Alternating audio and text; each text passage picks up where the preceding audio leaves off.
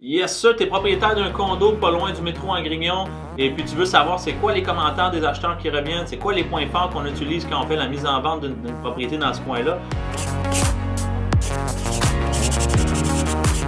Commencez tout de suite avec les points forts. Première des choses, le métro en Grignon, la dernière station de la ligne verte. Donc, métro en Grignon étant un des métros les plus recherchés, on a la proximité du métro, on a des autobus voyageurs qui vont à l'extérieur, rive sud, rive nord, etc. Des autobus locaux aussi. Donc, c'est tout à partir de là, c'est un terminus au bout de la ligne. Donc, on a toutes les voies qui partent de là, pardon. Ensuite de ça, accès direct à l'autoroute. Donc, autoroute 20, on monte le boulevard Trinitaire ou en Grignon, on le monte jusqu'au bout. On a l'autoroute 20 qui donne accès au pont Mercier, au pont Champlain, la 13, la 720, name it. L'accès, aller partout à partir de l'autoroute. Ensuite de ça, on a le carrefour en Grignon. Donc, on est à 5 minutes à pied du carrefour en Grignon où il y a plus de 200 commerces à l'intérieur.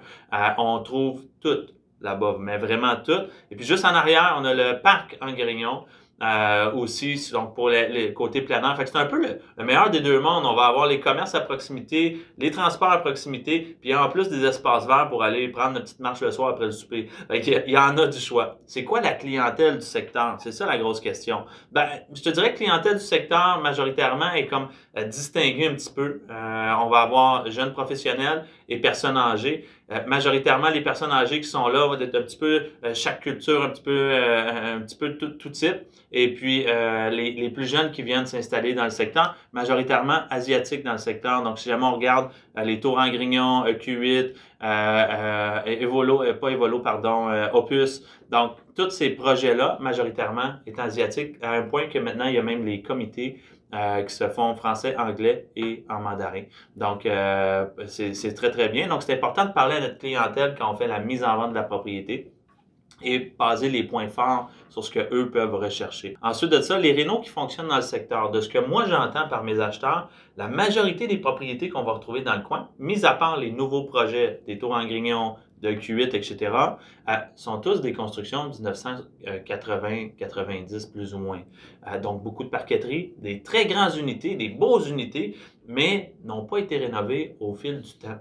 Et les acheteurs nous mentionnent souvent « Wow, j'adore l'espace », mais j'aurais peut-être aimé avoir un petit peu plus de rénovation. Donc, les rénaux à faire, je vous dirais, installer un petit plancher par-dessus votre paqueterie. Ça peut être un plancher flottant, un petit quelque chose qui donne un petit regain à l'unité. Peut-être un changement de salle de bain et puis de cuisine, du moins un petit facing pour faire en sorte que l'unité est un peu plus comparable à ce qu'on va avoir aujourd'hui en termes de copropriété.